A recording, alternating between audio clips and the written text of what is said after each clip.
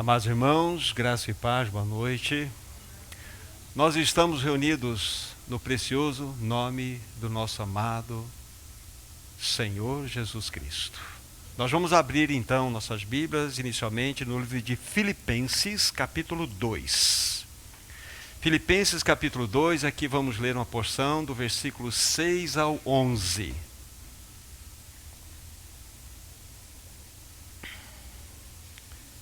Filipenses 2, de 6 a 11, assim diz a palavra do Senhor. Pois ele, Cristo Jesus, subsistindo em forma de Deus, não julgou como usurpação o ser igual a Deus. Antes, a si mesmo se esvaziou, assumindo a forma de servo, tornando-se em semelhança de homens, e reconhecido em figura humana, a si mesmo se humilhou, tornando-se obediente até a morte e morte de cruz. Pelo que também Deus o exaltou sobremaneira, e lhe deu o nome que está acima de todo nome, para que ao nome de Jesus se dobre todo o joelho, nos céus, na terra e debaixo da terra, e toda língua confesse que Jesus Cristo é Senhor, para a glória de Deus Pai. Outra porção, livro de Efésios, capítulo 1. Efésios, capítulo 1, vamos ler aqui dois versículos, 20 e 21. Repetindo, Efésios, capítulo 1, versos 20 e 21. O qual exerceu ele, isto é, Deus, em Cristo, ressuscitando-o dentre os mortos, e fazendo-o sentar à sua direita nos lugares celestiais, acima de todo o principado, e potestade, e poder, e domínio, e de todo o nome que se possa referir, não só no presente século, mas também no vindouro. Outra porção, livro de Hebreus, capítulo 1, dois versículos, 3 e 4. Hebreus 1, versos 3 e 4. A palavra de Deus diz assim: Ele, Senhor Jesus, que é o resplendor da glória e a expressão exata do seu ser de Deus, sustentando todas as coisas pela palavra do seu poder, depois de ter feito a purificação dos pecados, assentou-se à direita da majestade nas alturas, tendo-se tornado tão superior aos anjos, que herdou mais excelente nome do que eles. E por fim, a última porção, Atos 4, versículo 12. Atos, capítulo 4, versículo 12. A palavra de Deus assim diz: E não há salvação em nenhum outro, porque abaixo do céu não existe nenhum outro nome dado entre os homens, pelo qual importa que sejamos salvos. Até aqui.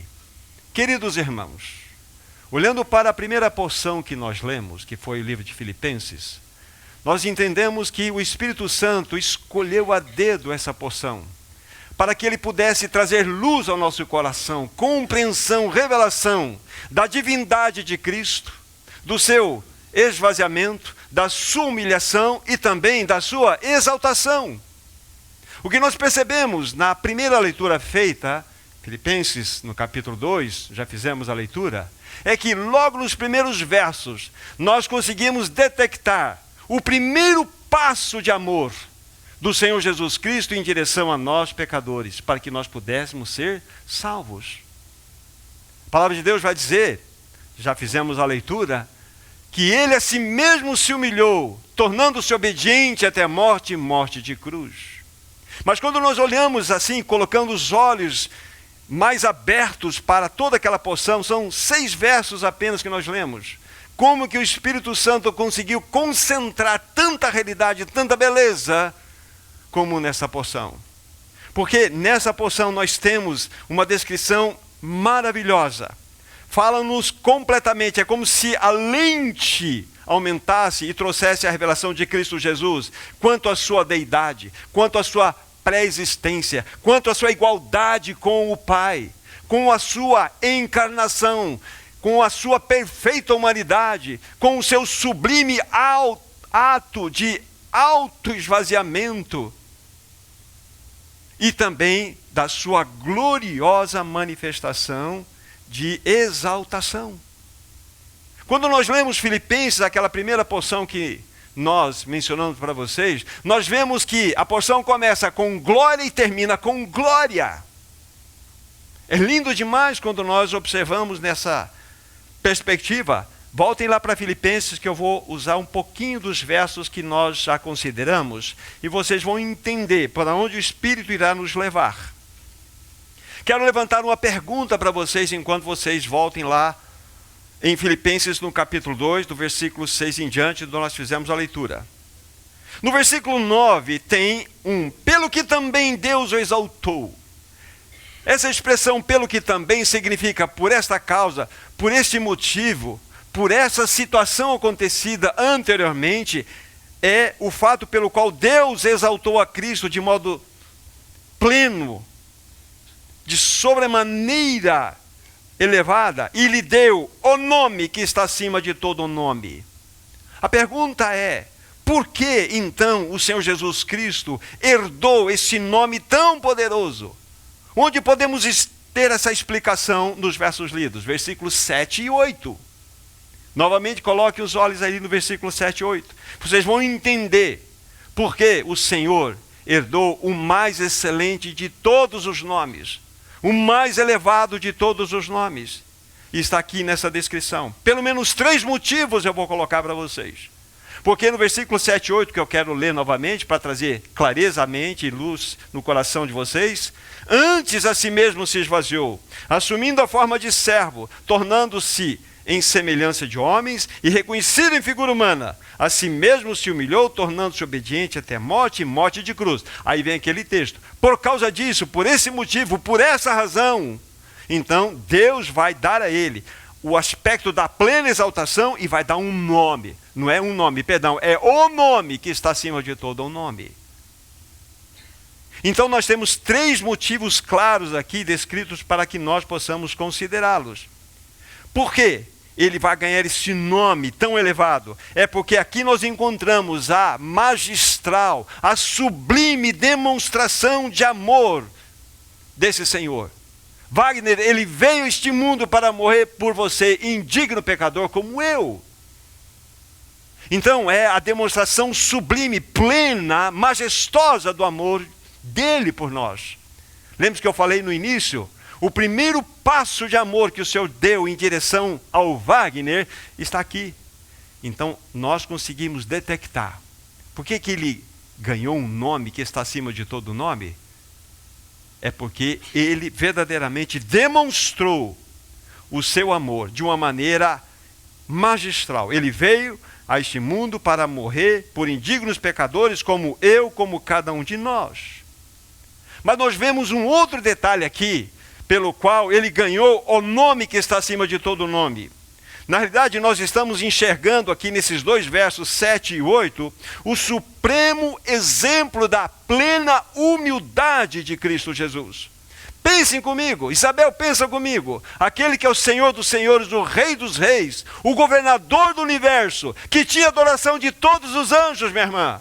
Ele abriu mão da sua glória e se tornou um escravo de amor por você. Entende porque ele herdou o nome que está acima de todo o nome? Então ele demonstrou para nós aqui, de fato, o supremo exemplo de plena, majestosa humildade. Mas há uma outra relação que nós podemos entender aqui, pelo qual ele ganhou esse nome poderoso. Porque aqui, quando nós olhamos esses 2 versos, 7 e 8, nós tocamos no mais profundo, no mais indescritível gesto de autonegação e de abnegação. O que significa isto? Significa que ele deixou de lado, Tony, ele deixou de lado o quê? Deixou de lado, na realidade, a sua prerrogativa divina. Não que ele deixou de ser divino, mas ele não usou os seus aspectos divinos. Ele autonegou-se, ele entrou num caminho de abnegação por amor a cada um de nós. Então aqui está uma indescritível manifestação, um gesto de autonegação e abnegação. Ele deixou de lado, de fato, a manifestação da sua deidade. Ele renunciou ao uso dos seus poderes divinos. Ele deixou de ser divino? Não, jamais. Ele nunca deixou de ser divino. Ele sempre foi Deus. Mas ele viveu aqui na terra 100% como homem. Como homem. Ele viveu na plena dependência do Espírito Santo. Na plena dependência. E é exatamente por essas três realidades, do seu amor pleno, da sua humildade plenamente manifestada, e, de fato, da sua total abnegação e autonegação, é que ele pôde se constituir no nosso Redentor. E é por isso que ele ganhou o nome que está acima de todo o nome. Exatamente por essas realidades aqui apresentadas. Pelo gesto poderoso de amor, de humildade, de abnegação, de autonegação, ele ganhou o nome que está acima de todo o nome. É um nome que não poderá se referir nem no momento presente, nem no século vindouro. Não há outro nome. O nome dele é o mais honrado de todos, ele é insuperável. Irmãos, neste nome está depositado todo o poder, toda a plenitude, toda a autoridade, todo o senhorio desse universo, tudo absolutamente debaixo desse poderoso nome. Quero dizer algo para vocês. Vocês sabiam que havia duas possibilidades?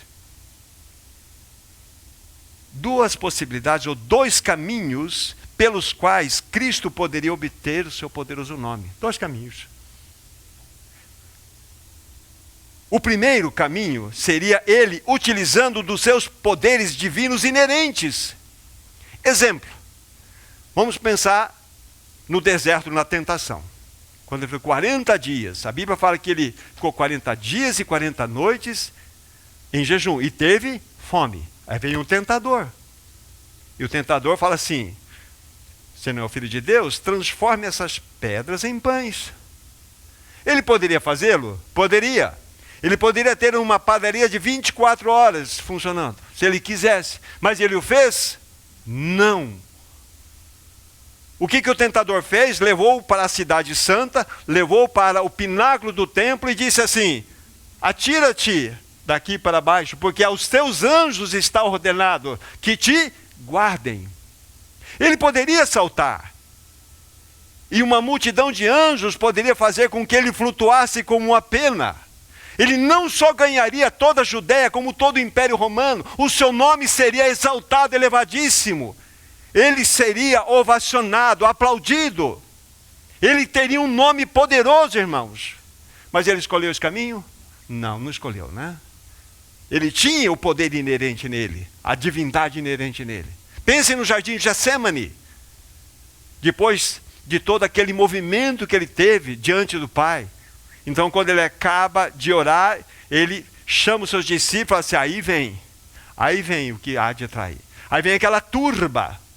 Pedro se levanta, arranca da sua espada para defender o seu Jesus, arranca a orelha de Malco, corta fora. Sabemos o que aconteceu. Jesus disse assim, depois de ter curado a orelha de Malco, foi o servo do sumo sacerdote ferido: eia lá, pensas que eu não poderia, nesse momento, rogar ao meu Pai, e ele enviaria mais de 12 legiões de anjos, mais de 70 mil anjos, para assumir aquela situação? Ele o fez?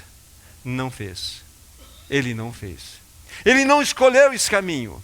Ele poderia ter um atalho e ter o nome mais poderoso desse universo, e seria o mais poderoso desse universo. Mas a pergunta é, seríamos salvos? Não. Então esse primeiro caminho dele utilizar-se daquilo que era inerente a ele mesmo, a sua divindade, ele deixou de lado. Ele escolheu o caminho da cruz. Ele escolheu o caminho da cruz. Para que verdadeiramente, então, nós pudéssemos ser salvos. Ele abriu mão da sua glória. Ele não buscou atalho nenhum para que o seu nome fosse exaltado, glorificado. o segundo caminho levaria em direção a uma sangrenta cruz. E foi esta escolha que ele fez. Ele marchou para uma cruz como um homem perfeito. Um homem absolutamente perfeito. E ali ele conquistou, meus irmãos e irmãs, o nome que está acima de todo o nome. O nome dele é Jesus. Jesus. Ali ele conquistou o nome. O que o Senhor Jesus precisou fazer para vencer todas as hostes malignas, vencer Satanás, vencer o pecado, vencer o mundo, vencer o ego? Ele só precisou ser fraco. Porque foi em fraqueza que ele foi crucificado. Para que Cristo derrotasse o mal, ele só precisou ser fraco. E ali ele ganhou o nome que está acima de todo o nome. Que Senhor é esse que nós temos? Ele escolheu o caminho da cruz. Por amor a você, Bruno. Por amor a você, Fernanda. Por amor. Ele escolheu. E é exatamente nessa escolha. Então, versículos 7 e 8 nos mostram claramente. Exatamente. Porque lá está escrito, pelo que também Deus exaltou sobremaneira, ele deu o nome que está acima de todo nome, etc. Exatamente por isso. Porque ele escolheu o caminho da cruz. É ali que ele alcançou o nome mais elevado. Queridos irmãos, pelo nome poderoso de Jesus, os ventos se aquietavam. As doenças fugiam, a morte recuava e os demônios caíam por terra. Esse é o nome poderoso de Jesus. Quão pouco eu conheço, quão pouco nós conhecemos o poderoso, o valoroso nome do Senhor Jesus Cristo. E quero dizer que nós estamos reunidos neste nome nessa noite. O nome poderoso de Jesus Cristo. É este nome que nós adoramos nessa noite. É esse nome verdadeiramente que é o mais honroso, é o insuperável, é aquele que não será um nome concorrente a ele nem no presente, nem nos séculos vindouros, porque ele é o nome. O nome dele é Jesus Cristo, amados irmãos. Mais algumas poucas falas. Todos aqueles aqui presentes que foram salvos por esse poderoso nome de Jesus, podem se achegar a essa mesa. Se um dia você se rendeu a esse nome poderoso, você conheceu esse nome Jesus Cristo e se rendeu a ele, porque não há nenhum outro nome dado entre os homens pelo qual importa que sejamos salvos. Se você se rendeu a esse Senhor Jesus, se você confessa-o como verdadeiramente o seu Senhor e Salvador, essa mesa é para você. Caso você não tenha essa convicção, busque a face do Senhor. Pode até ser hoje, mas que seja com a sinceridade do seu coração. Porque essa mesa é para todos aqueles que verdadeiramente foram salvos pelo nome de Jesus. Então aqui nós estamos reunidos nesse precioso nome. Esta mesa anuncia esse poderoso nome de Jesus. Ele que deixou o trono da glória, amados irmãos. É Ele que deixou o trono da glória para vir a esse mundo, fazer a obra mais maravilhosa que nós conhecemos. A Ele toda a glória, toda a honra, todo o poder, toda a majestade. O nome dele é o mais elevado nome desse universo. Jesus, doce nome de Jesus. Finalizando, Jesus, Jeová Sus, Jeová eu sou, Sus, salvação. Faz a contração, Jesus, eu sou a salvação. Ele é o Salvador. Jesus é o grande nome, Ele é o Todo-Poderoso. Ah, meu irmão, minha irmã, eu tenho certeza que você pode dizer pelo menos isso a Ele. Senhor, muito obrigado pelo Teu poderoso nome, agindo na nossa vida, na minha vida. Obrigado porque eu fui salvo pelo Teu nome. Ah, irmãos, vamos nos derramar em louvor e gratidão a Ele. Vamos louvá-lo, vamos adorá-lo.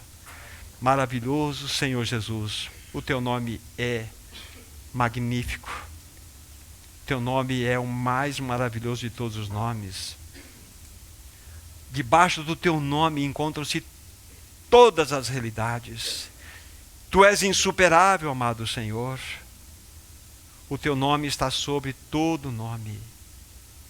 E todo joelho há de se dobrar nos céus, na terra e debaixo da terra, diante do Teu santo nome.